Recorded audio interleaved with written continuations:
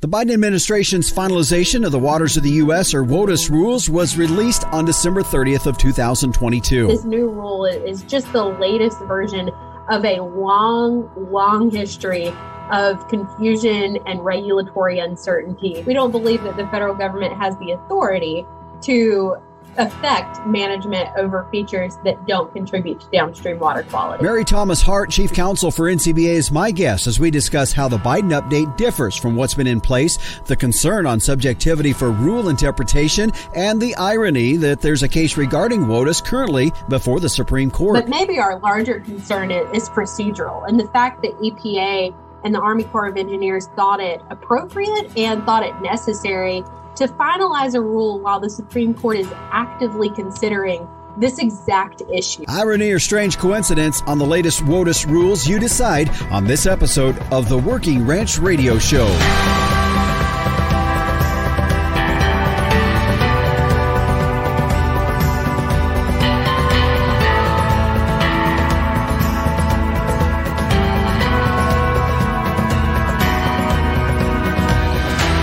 Hi, everyone, and we welcome you back here again. This is the Working Ranch Radio Show. I'm Justin Mills, and we're glad to have you joining us here for our program today. This is episode 101, and if you're listening here on the radio, we thank you for tuning in and hope you stay with us. If you have downloaded the program and you are listening through your favorite podcast provider, we appreciate you doing that. Let us know also. Give us a thumbs up, leave comments, as that's always helpful for us.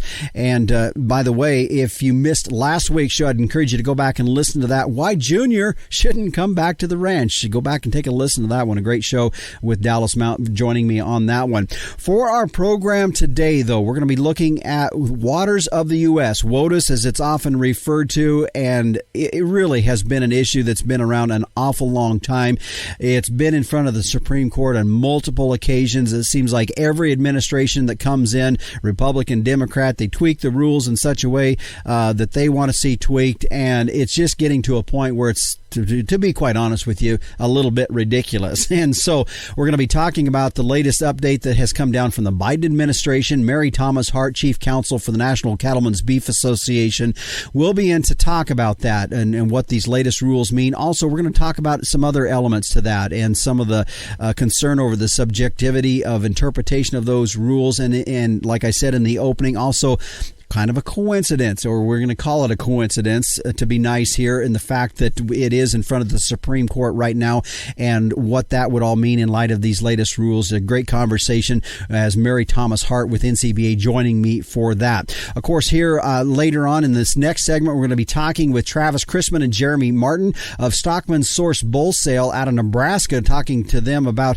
their operation there and how that relates to us as commercial cattlemen out here and what they're doing there. So be sure to join us in our next segment for that. And of course, meteorologist Don Day joining us at the very end of our program as we take a look at our long-term weather. Yeah, a lot of rain in California and the West Coast, and pretty mild for many of us east of the Continental Divide, but that looks like it's going to be changing. We'll talk a little bit about that. Right now, though, let's check in with the Captain, Tim O'Byrne. He is publisher and editor of Working Ranch Magazine and is working hard on the next issue of Working Ranch Magazine. But let's check in with him now for this week's edition of Tim's 2 Cents. Hey, Justin. Hey, all you lovely Working Ranch Radio Show podcast listeners out there. You're so loyal. Thanks to you, we are climbing dangerously close to the 200,000 cumulative download mark of this great podcast. Justin, congratulations to you, and folks, keep on listening. Now, I know a lot of you have been going through your Jan-Feb issue that dropped here about a week and a half ago into your mailbox. And we here at Working Ranch, the team, we are working diligently on the March issue, which is coming right up here pretty quick. And as I'm editing away, I come across the nutrition article for that issue. Gilda V. Bryant writes this column, and she has been for the last 15 years. She's absolutely fantastic. She gets it right every single time. And there's a little kind of a quote that comes up here in this article that kind of caught my eye. It's from the source is Dusty Abney, PhD beef nutritionist with Cargill Animal Nutrition. And he says some producers underfeed cows during the third trimester to prevent dystocia caused by a large fetus. Now, Justin, that makes perfect sense to me.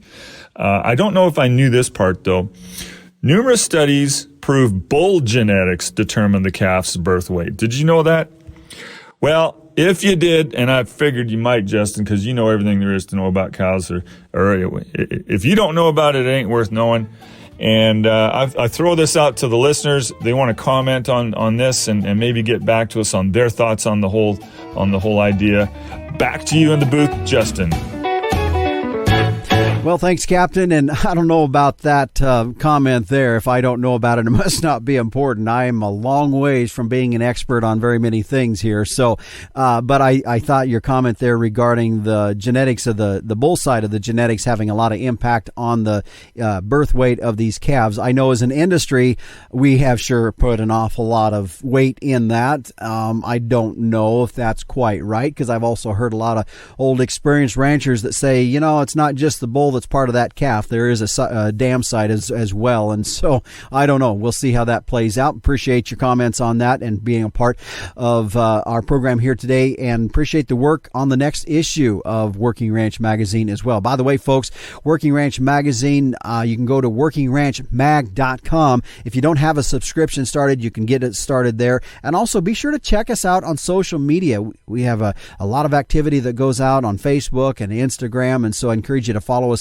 in those areas as well. Well, stay with us. Coming up after the break, Travis Chrisman, Jeremy Martin with Stockman Source Bull Sale will be joining us as we talk about this time of the year. We are heading into bull buying season, and as many of us are commercial cow-calf producers out there, and from that focus of things, we want that balanced attack. We're going to be talking a little bit about how we look at low-cost, efficient type program, yet at the same time, we don't want wimpy stuff going to the rail either. We need something that's going to put some meat on the rail, and we're going to be talking with Travis and Jeremy a little bit about that, and of course their sale coming up on February 4th. Stay with us. We'll be back with more on the Working Ranch Radio Show after this. Don't keep your cow-calf herd data in a notebook. Keep it in the cloud with Performance Ranch and say so long to decoding handwritten notes. Performance Ranch is an easy-to-use app that simplifies record-keeping and makes decision-making easier. Keep track of herd inventory, monitor health records, and manage costs, all from your iPad or iPhone. Group texting important herd data? Delete it. Use Performance Ranch instead. Go to performancelivestockanalytics.com and be the first to know when Performance Ranch is ready to launch. And we welcome you back here to the Working Ranch Radio Show. I'm Justin Mills. As we head now into a segment here, it's kind of getting to this time of the year. I know we're just getting 2023 underway, but bull sale season is going to be right up and on us. And in light of that, I've got a couple guys joining us here today.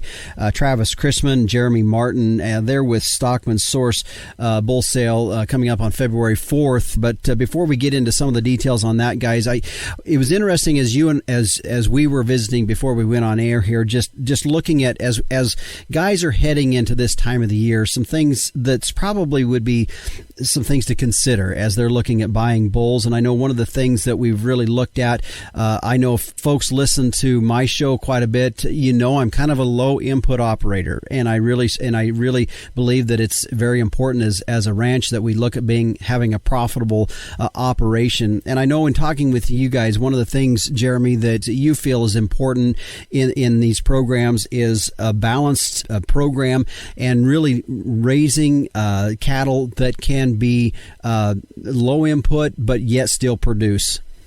Yeah, Justin, I would 100% echo what you said. I mean, we hear a lot of people giving lip service to running cows like a commercial cow herd, and for us, we basically run cows that we can make money on by retaining the steers or selling them at weaning or sending them through the feedlot. And then the seed stock deal is kind of an offshoot of that. I mean, we started out just kind of raising bulls for ourselves and for our neighbors, and it's just grown from there. We sell a bull that's a little bit older, and it's mostly because, we desire to calve these cows in April, May, or in Travis's case in the fall, just, from a labor and a feed standpoint, it's what fits our best system. And allows us to still create a steer calf that's economically viable. Mm-hmm. Travis, your thoughts on that? Yeah, we both of our systems are kind of set up so we can be able to utilize the resources that are available, and that'd be cornstalk residue is a cheap feed source down here for us, and if we can graze that with our cows all winter and we aren't farrowing them through a barn in January or February and having to feed, a full lactating ration, that allows us to operate like our commercial customers do, and just the cattle, I think it just helps us to select for more doability and longevity. Cows that can go out and forage, have some heart girth and fleshing ability is pretty much a necessity for us. Mm-hmm. As we were talking before, I had asked Jeremy, I'd asked you about the research that you had done as you have your doctorates in reproductive and physiology from University of Nebraska. And when you were doing that with Dr. Rick Funston, just some elements that you were looking at in terms of a balance and realizing that if we can get these heifers to a point to where they're fairly low input, you feel from the bull side of things, we need to be looking at that same thing. Yeah, I mean, I think there's very little doubt anymore that we can develop a heifer pretty extensively, and make her go learn to be a cow and improve her longevity as a result. Like I told you before, there's things such as injury and fighting and so on that influence the world of bulls that probably don't have cows, right? But setting that aside, we don't think there's any reason that these bulls aren't the same way, and just kind of letting them grow up, letting them experience a winter of cornstalk grazing and a summer of being on grass and a group of 100 plus of their contemporaries.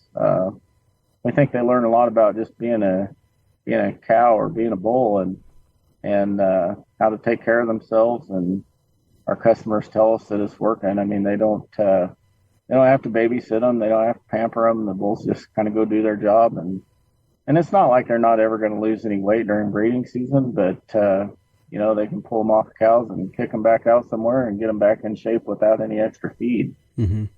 Jeremy, you touched on something there, and I'm going to have Travis answer this question here a little bit because it's actually been a topic of a conversation that we've had here on the Working Ranch Radio Show, and it was one of the things that I feel is one of the biggest losses in our ranches that is hard to really put a pencil to, and that is longevity. And if we can keep these cows, these bulls, an extra year, two longer than what we are now, could be a considerable amount of profit back into the ranch. So from a longevity standpoint, Travis, that's a pretty big deal in what you guys are trying to do. Yeah, for sure, Justin. Sometimes we'll get an argument that, well, if we're going to buy a 2-year-old bull, we're going to get one less year out of him than we would a yearling. And I totally disagree with that, and that being the way ours are developed. We got several of these guys, I mean, without injury that, just happens from time to time, no matter what. But these bulls are going 6-7 years. I mean, last summer I had to stop on the road. One of the neighbor's bulls was in the pasture, and we got big 6-inch freeze brands on these bulls, so it's easy to figure out who they are. And that particular bull was 9 years old, and he was still using him. So anyway, this product works. This will be our 10th annual bull sale. We've been selling them privately, I think 7-8 years before that. So it's the system's not new. It seems to be working for guys, and we stand behind the product. Mm-hmm. Before we get into the details of some of the sale, one more thing I want to touch on too, because I know Jeremy, when we were talking before we went on air here, was what I was pulling out of our conversation, really, that as commercial guys out there, and I'm one of these guys that's wanting, I don't know that I want real extremes one way or the other on things. I just really want a balanced breeding program and cattle. I want cattle that are efficient out on the range, as we were talking before. I mean, your heifer calves are having to dig through a little bit of snow. We haven't had as much snow, but our heifer calves are out on grass and mineral protein blocks. So that balance is critical. And I think from a commercial standpoint that I find myself in, and many folks that are in the commercial type deal, we really want that balanced approach. We want that low input, but we also need a lot of, we want to see that carcass ability too. And so that was something in your focus has really been important. Yes, sir. We've fed these cattle every year for several years. We we feed a lot of customer cattle also out of our bulls. And backing up to the heifer calf thing, I mean, we're just very commercially focused in the sense that we'll run genomics on all the registered heifers and we'll look at that. But first thing they got to do is go out and survive and breed in a 20 or 25 day breeding season as a heifer. And, we're never going to pick a favorite out of them until they're about 8 years old, because we think cow depreciation is a really big cost in this industry, and we're doing our best to beat it. And we have a lot of, 8-plus-year-old cows in production, and so we think it's working. The flip side of that is we take these steers to the feedlot. We'll winter our steer calves and our bull calves together on corn stalks until, sometime from March through May, depending on the year and whether we have some rye that we can get rented or something like that. And then, we'll feed every steer, every cull heifer, every pregged open heifer. And we want those steers. We expect those steers to leave the feedlot weighing 1,600 pounds to yield, 63 and a half or more. And, we're trying to pick up as absolute much carcass premium as we can on the cattle too. So our experience has been we can't skinny down the bottom line enough to make a cow profitable without some top line premium. Mm-hmm. I would just add to that. The top line is extremely important, and we're getting genomics on our entire cow herds, our entire calf crops every year. But in addition to that, we've got a progeny test herd, and we're taking genomics on all those steer calves, and then that gets paired with the actual harvest data and the gain data. So I think it makes the genomics of our herds even more valuable, because it ties together all that real information. And it's not just based on a bunch of EPDs. Mm-hmm. Well, and the genomics thing, I'll tell you, it's something I've had shows on here before, but I think it'd be, some point might have to get you guys back on the phone here to say, okay, from a, how are you using it? How's it working in your operation from a real life standpoint? It's one thing to hear about it from people selling the program, but it's one thing with visiting with guys that are doing it and utilizing it. So, real quick, guys, let's talk about the sale coming up at Stockman Source, February 4th. Go ahead, Jeremy, and give us a little bit more information on it. Yeah, February 4th at the ranch here, southwest of North Platte, about 35 miles. Pretty low-key, quiet auction, which in terms of speed will be real similar to an auctioneer, but it's very transparent. There's no question who's in and who's out. We'll have the bulls pinned up here that day. Sure welcome you to show up any time at, late morning to noon and take a look at the bulls. We'll start the auction at 3:00 and we'll sell some commercial bred heifers at the end and have a nice steak supper and a good visit with some pretty sharp ranchers that'll be here. You bet. Travis, real quick, just genetic wise, we're looking at Angus, Sim Angus type bulls. Is that correct? Yeah, we're gonna offer 100 coming 2-year-old Sim Angus bulls, and then there'll be 35 coming 2-year-old Angus bulls. And I would just add that we'll have a catalog. It should be available online here, maybe as we speak or within a day or two, and there'll be videos available on these bulls on DV Auctions website. I would add we don't clip the bulls. What you see is what you get, and they'll look the same a year from now, but probably better in most cases. So, all right. Their website, if you want more information, ssbeefbulls.com for Stockman Source Bull Sale coming up February 4th. That will also be on DV Auction, and that'll be starting at 3 p.m. Central Standard Time. So thanks, guys, for joining us here on the Working Ranch Radio Show. Appreciate it. Thank you, sir. Take care. Yep. Thank you, Justin. And again, that was Jeremy Martin and Travis Chrisman, partners in the Stockman Source Bull Sale. That website, one more time, ssbeefbulls.com. You can find more information there or go in there to request a catalog as well. Well, when we come back, we're going to talk about the Biden administration's updated rules on the waters of the U.S. and what that means to us as ranchers when we come back on the Working Ranch Radio Show. Starting off in the right direction is essential to gaining an advantage later when you go to market your calves. And I have proof that the right direction is with Sim Angus sired calves. A 2020 study by K-State showed that Sim Angus sired steer calves earn more at sale time than all other breed identified sire groups with at least 50 lots represented on Superior Livestock's 2020 summer sales. The proof's right there. For low risk, high potential calves with earning potential, be confident that Sim Genetics will give you more per head, period. Stand strong, Simmental.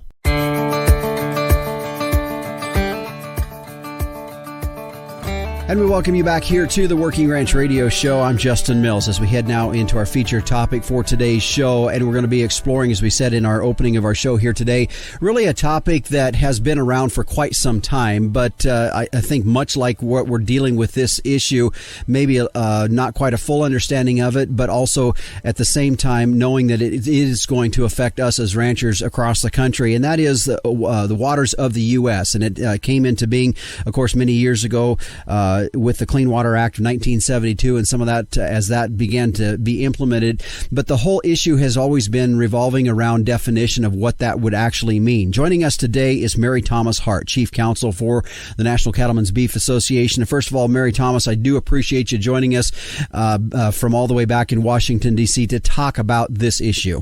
Thanks so much for having me on. So as you and I were talking off air before, I wanted to back up just a little bit and let's just get some foundational issues about this. As I was talking about, it's been, for lack of better words, a little bit muddy water as in terms of trying to define it. And of course, it's been around for quite some time. But this is an issue that is very impactful to us as ranchers. Oh, absolutely. And yeah, I think to really kind of appreciate and understand where we are today in, January 2023, we kind of have to go back to the root of the issue, right? Which is the Clean Water Act passed in 1972 during a pretty massive wave of new environmental statutes. We saw NEPA, we saw the Endangered Species Act, the Clean Air Act, and then the Clean Water Act.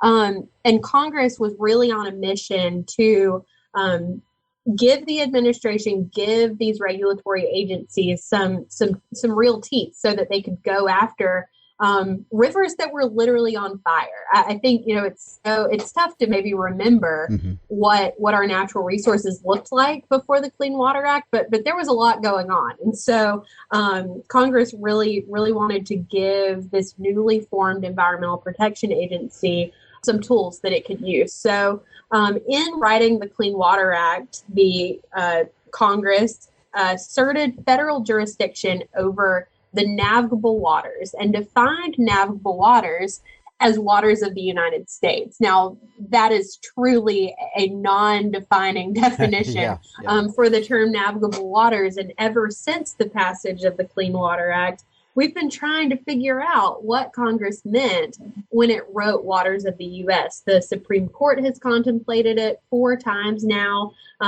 Since the passage of the Clean Water Act, there have been 13 different regulatory definitions of WOTUS, which means a new definition on average about every 3.5 years. So if you're a landowner and trying to plan how to, manipulate your land to make it more efficient, how to, effectively maintain these water features, you don't have a lot of certainty when it comes to, what's going to be subject to federal permitting and what you can do on your own. So, I think this new rule is just the latest version of a long history of confusion and regulatory uncertainty for stakeholders, including farmers and ranchers.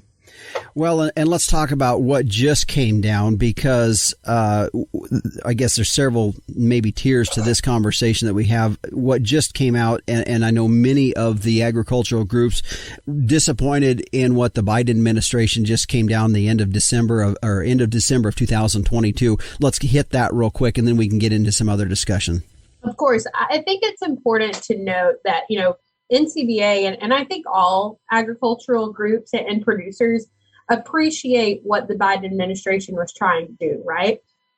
The Biden administration recognized that the 2015 Obama rule went way too far as asserting jurisdiction over a lot of these features. It also acknowledged that the Trump administration's rule, the Navigable Waters Protection Rule, was a bit limited in their opinion, So they really were trying to find some middle ground between those two rules, the two most recent definitions of WOTUS. Mm-hmm.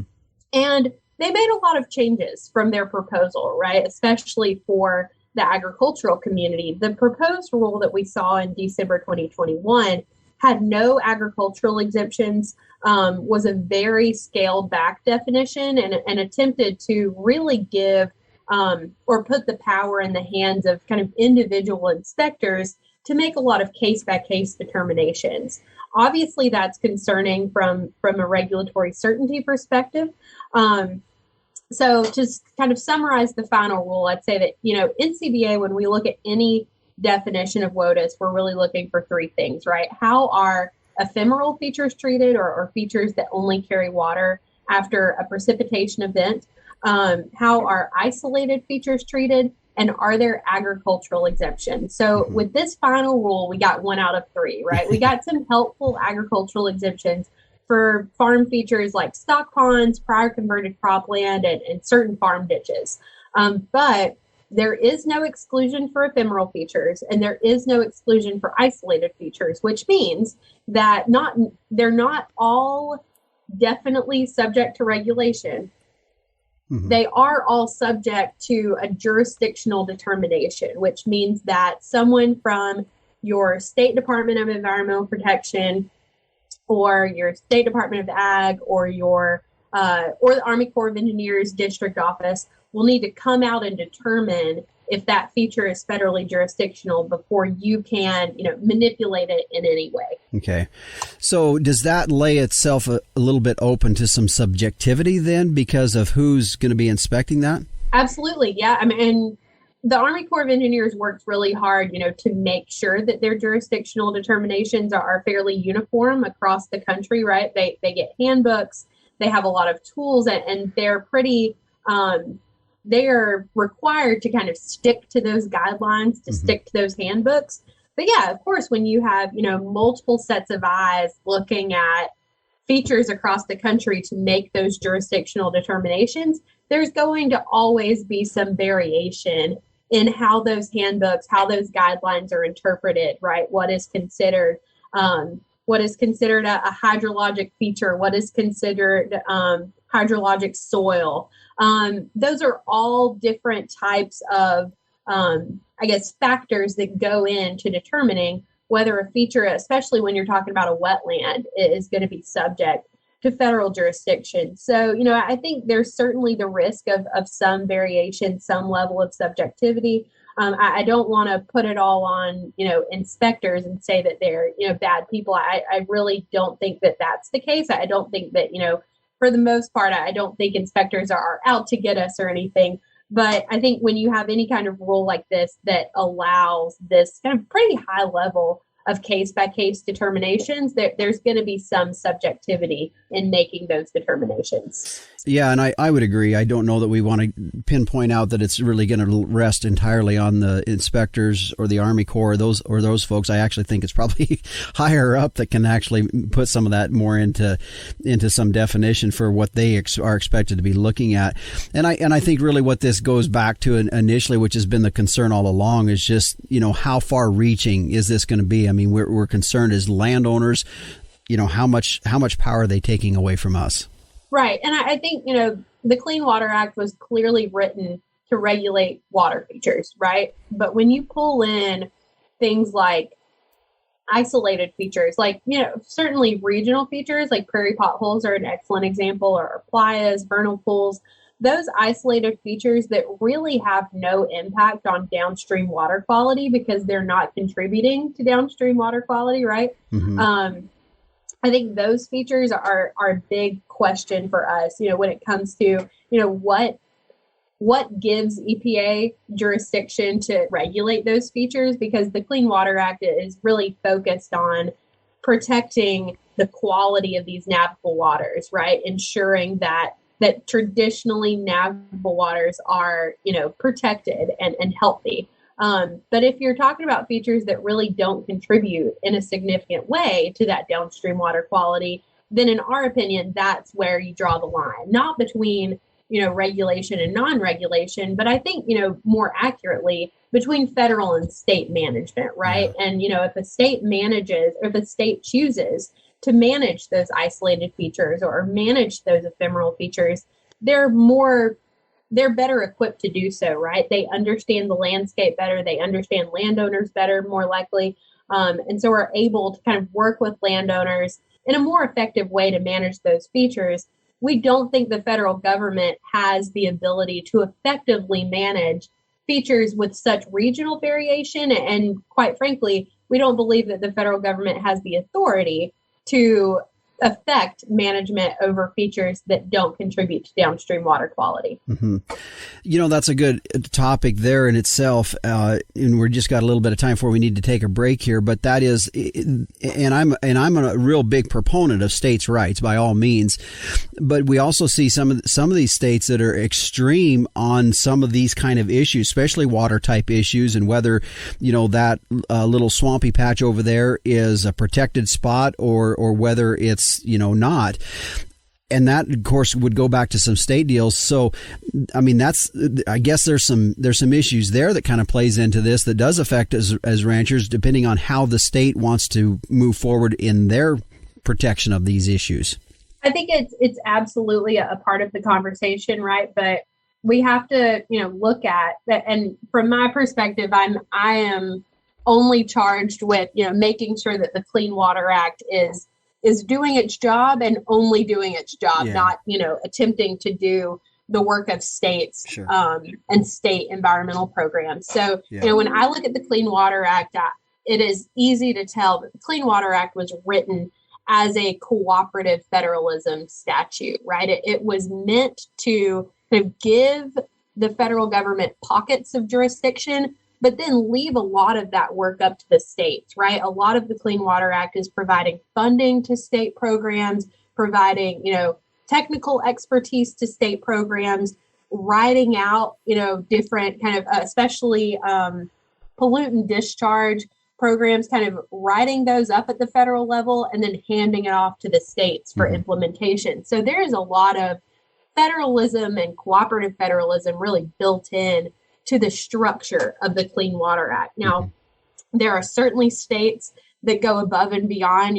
I'm a Florida native, and Florida has very strict, groundwater regulations and water quality monitoring regulations, especially for agricultural operations. But I think it's a good example of, because the state government is closer to the constituents and closer to the landowners, the state governments often really take the time to work with landowners and make sure that whatever regulations or programs are being implemented are not only good for the environment, but good for the people that are living on the land, right? So using Florida as an example, the state of Florida actually pays ranchers to filter water through their ranches. And then they measure phosphorus coming onto the ranch and then measure phosphorus coming off of the ranch and pay landowners for the phosphorus that's being stored on those rangelands. So I think that's just one example of how, states can take a much more unique approach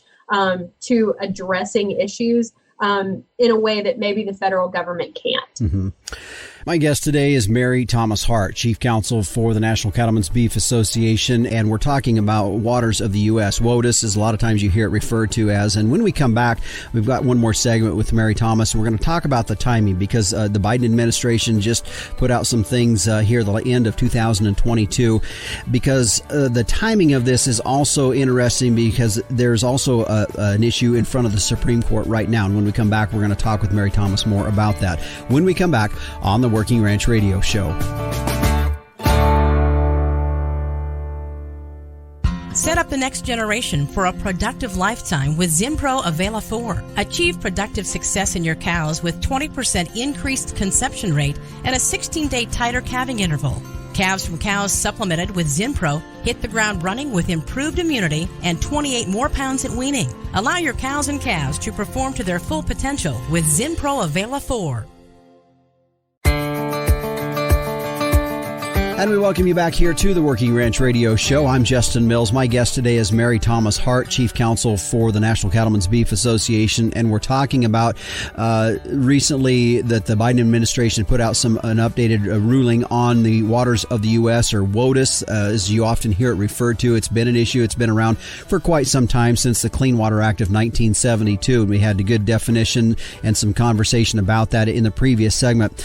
Mary-Thomas, I want to get to now because when this came out, I guess maybe a little bit of a head scratcher that the Biden administration come out with some definition in a way, because there is a very large case that's sitting in front of the Supreme Court right now, where a ruling is expected to come out that might provide a little bit more definition to that. So let's talk about that and where we're at from a timing perspective in relation to what the Biden administration just recently put out. Great point, Justin. So, when the Biden administration announced this final rule on December 30th, I think NCBA's concerns were two-pronged, right? The first was substantive, and we've talked about some of our substantive concerns with the final rule, but maybe our larger concern is procedural, and the fact that EPA and the Army Corps of Engineers thought it appropriate and thought it necessary to finalize a rule while the Supreme Court is actively considering this exact issue, right? No one can look into a crystal ball. No one knows what the Supreme Court is going to say in its opinion in the Sackett case. But there is a decent chance that the Supreme Court could issue an opinion that completely, ties up EPA and Army Corps' final rule, and they'll have to go right back to the drawing board to put together yet another definition of WOTUS. So not only does this, rule finalization in the midst of a Supreme Court case make things even more confusing for regulated stakeholders, but to us, it just looks like an ineffective use of government funds. Mm-hmm. Well, and of course, we can theorize, a lot of different ways about this, and that's exactly what I was thinking. I mean, wow, what a poor use of our bureaucrats' time. Not that they've ever really been too concerned about that, but at the same time, it's just like, I mean, we've got this coming out. Do you think? I mean, is there a political play in this? Two reasons. One, when it came out, the 30th of December, of course, ahead of a Supreme Court ruling, is there a political edge that the Biden administration is looking at on this? Great question. I think that there's absolutely a bit of tension between the administration and the Supreme Court right now. And, even, on December 30th, 2022, the midterms are over and we are officially in a presidential election cycle, which is wild to think about. But I think, this administration is going to be thinking about everything it can do in the next 2 years to shore up support for a future presidential election, and kind of pushing back against the Supreme Court is a really effective way for them to kind of gain support, especially with their base, following some recent other unrelated Supreme Court decisions. Yeah. But you made a good point. I kind of already said it, that it seems like a waste of government resources. But the Sackett case was really interesting and unique, and I think that's part of the reason why it's so difficult to know where the court's going to take this. When the Supreme Court heard oral arguments in Sackett on October 3rd, 2022, 6 of the 9 justices on the bench were hearing arguments related to WOTUS, are considering the definition of WOTUS for the first time. Mm-hmm. So, we have 3 prior Supreme Court decisions on the definition of WOTUS. But really, the consensus during those oral arguments in October was that those 3 prior cases haven't provided the clarity needed either for the people writing the rule or the people that are having to comply with the rule. Those prior decisions have just created more confusion. By the end of oral arguments, I think it was Justice Gorsuch who said that he didn't want to hear the word significant anymore. There has been so much conversation about the phrase significant nexus. He said, I don't even want to say that word anymore. I don't want to hear it. So I think there's a decent chance that this Supreme Court in the Sackett case could give us an entirely new standard for what is considered waters of the U.S., could throw out those, tests that we've come to we know we have to work with, but we certainly don't enjoy them. Significant nexus and relative permanence. Throw those out and really kind of start from scratch. And I think that could be really interesting. It would certainly turn this EPA and this final WOTUS rule on its head. Yeah. Well, it almost makes you wonder, again, you hate to speculate too far because you could speculate yourself to just a total frustration that, if they put this in place, fully kind of expecting that there could be a real big turnover or change in how it's going to be taken further down the road. If they get some stuff into place now, it's going to take 1 to 2 years for that to work out of the system. And so they've kind of done some things already. I want to quickly look at what's in front of the Supreme Court right now. It's Sackett versus the EPA. Real quick, kind of give us what we're looking at there, what they're going to be deciding on with that. Sure. So the facts in Sackett, and this is actually the second time that the Sackett family has been to the Supreme Court litigating related to the Clean Water Act, which is very interesting. It's a couple in Idaho, and they bought some lakeside property with the intention of building their dream home, right? Not an agricultural fact pattern, but, brings up this larger question of when is a wetland considered adjacent? And that may not seem like it directly, has a direct interplay with the definition of WOTUS, but this question of adjacency and, how far does a feature have to be away from traditional navigable waters in order for it to be jurisdictional or in order for it to not be jurisdictional? That's the question that's at play here. And so in considering that adjacency question, the Supreme Court is going to have to consider the larger definition of WOTUS and how far that definition reaches beyond just, traditional navigable waters and onto land, right? Because in recent regulatory definitions of WOTUS, we're not just seeing the regulation of water features, right? We're seeing the regulation of some dry land, especially those ephemeral features that maybe carry water, a couple days out of the year. For the most part, that's dry land that now the EPA is attempting to assert jurisdiction over. So, I think the fact pattern here is really interesting. It is definitely a wetland. The question is whether it is an adjacent wetland that is subject to federal jurisdiction and federal permitting requirements. So I think it's going to be an interesting case to consider, and likely we'll get a favorable opinion. I'm not sure if the court's going to go as far as to fully side with the Sacketts, but I think we're going to get something that's certainly helpful. But in the last couple of years, we've seen Justices Kavanaugh and Roberts both side with liberal justices in environmental cases. They're not consistently voting one way when it comes to these environmental regulatory cases. So they could be some swing votes on the bench. But I think based on oral arguments, we're going to get something favorable. And I think the Supreme Court really sees the larger issue with the lack of certainty in this space right now and would really like to put this issue to bed. I think they're tired of talking about WOTUS, of hearing about WOTUS. And I think they'd like to just, put a bow on it and be done with it. And I'm sure we all would too. Yeah. I was going to say, as you were saying that, I'm thinking, yeah, we are too. We're tired of hearing about this. And I mean, we want it to be favorable. So with how it's going to affect agriculture, but at the same time, we do need to get this thing, move on past this whole deal. In regards to that decision, I know you don't know exact timing, but what are we looking at? Is it going to happen in June time frame, or is it going to happen the next 3 months? I think we're looking at late spring. So probably April. We usually get these types of opinions in, late March or April. So that's kind of when I'm expecting it. I think the timing of all of this could be very interesting.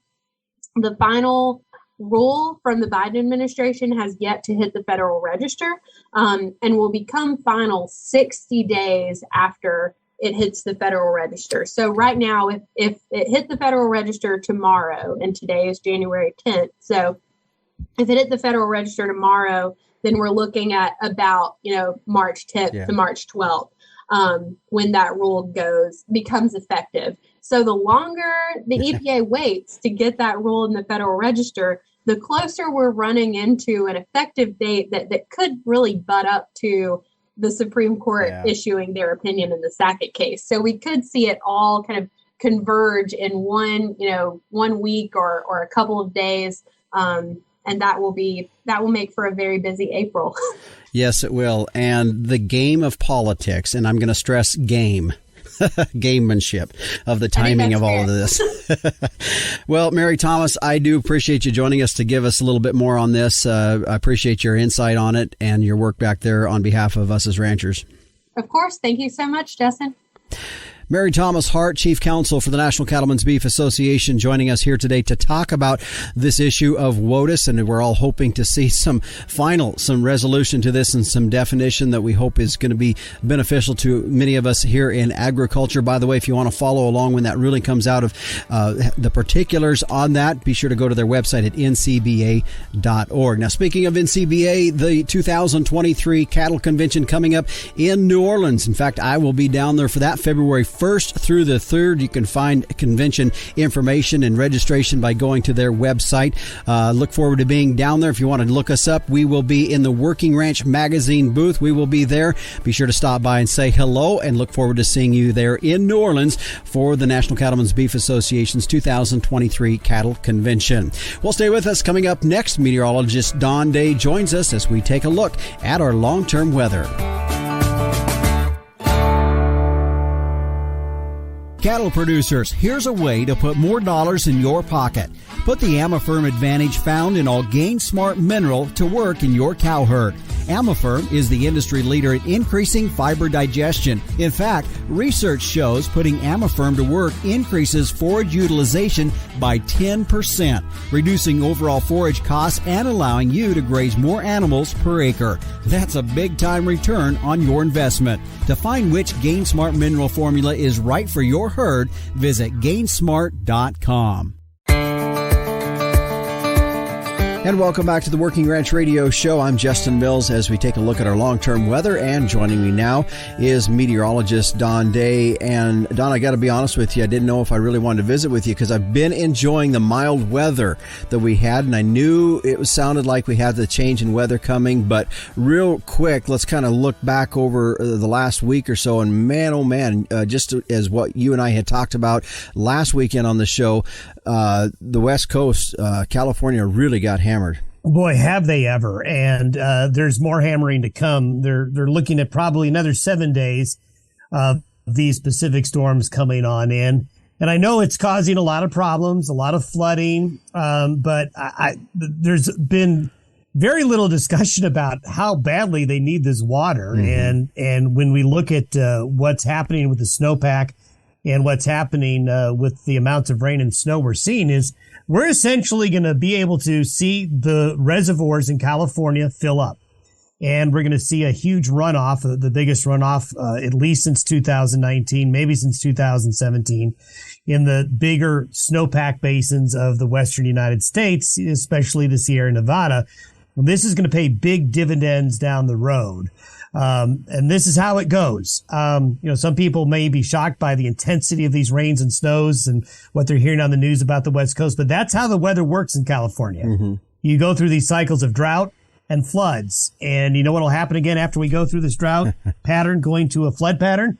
We'll go back into another cycle later on. Mm-hmm. And some of this moisture is also pushing into the interior West as well. So we're seeing really good snowpack conditions in the central and southern Rockies.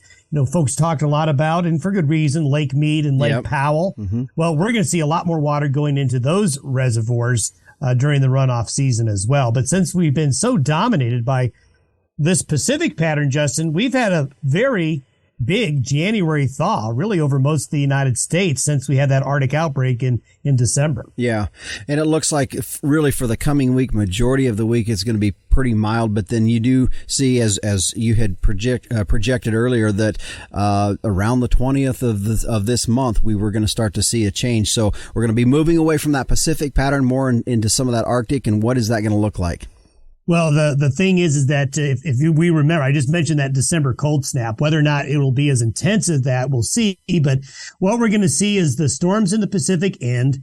We're going to see the jet stream do a major readjustment. And while it has been very mild over a large part of the United States and parts of Europe over the last 2 weeks, there's been cold air reloading up in Siberia and over Greenland. And we're going to see that cold air after the 20th have an opportunity to move south. So a lot of the United States, especially the central and western United States, we're going to go back to some colder weather again, to where temperatures here at the end of January and early February will go below average. Now, when you go below average with temperatures that time of year, your coldest time of year, that's pretty cold. So folks need to get ready. Livestock interests, especially in the northern plains, central and northern Rockies, this mild weather spell. Well, there's only a few days left to it. You bet. Well, that kind of gives us an idea of what we got looking forward. Some point I want to visit here on our show, get a La Nina update. I was reading some other weather information out there. I'm going to share that with you. And I want to reconvene in one of our shows here down the road, and let's get an update of where we think this, when we're going to fade completely out that and when El Nino might be coming back, and get your take on some of this. Sure, there's a lot to talk about there, and that will be very important to get a good grasp on that as we go into spring. You bet. All right. Well, Don, thanks for joining us here today. Thanks for having me. And again, that was meteorologist Don Day with a look at our long-term weather. If you want to go to his website, you can find more information there at dayweather.com. There's also a link there to his daily video podcast as well. Well, stay with us. When we come back, we'll put a wrap on this week's show when we return on the Working Ranch Radio Show. Do you have a young child, grandchild, niece, or nephew that loves the weather and wants to learn more? Day Weather has produced a children's weather journal full of weather facts, fun weather experiments, coloring pages, and pages to record weather observations for every season of the year. The weather journal is for ages 3 to 7 and designed to be fun and educational. The interactive weather projects are fun for the whole family to take part in. For only $10, the Day Weather Journal is a great gift idea for any occasion. Click on our Amazon link to order at dayweather.com.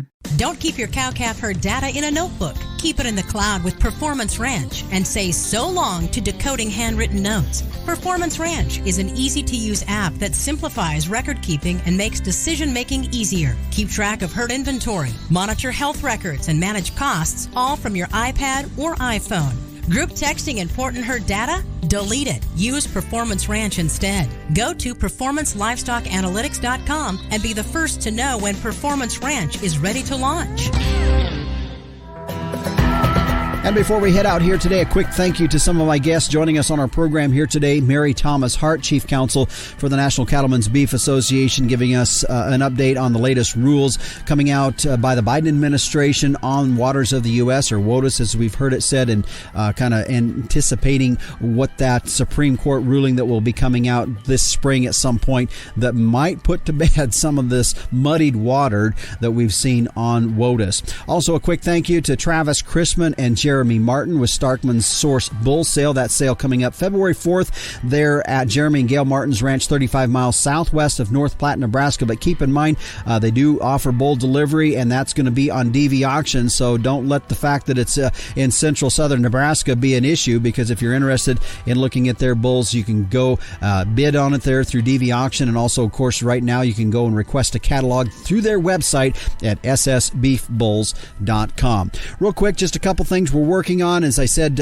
previously, a month or so ago, still working with Steve Cody on a series of programs on low-stress cattle handling, and also a show that we're working on, and that is in regards to folks looking at maybe picking up and moving their operation to physically a different part of the country, and some of the things that need to be considered in that as they make that move, and how that would affect your operation, especially if you're really trying to make that a profitable operation as you move forward.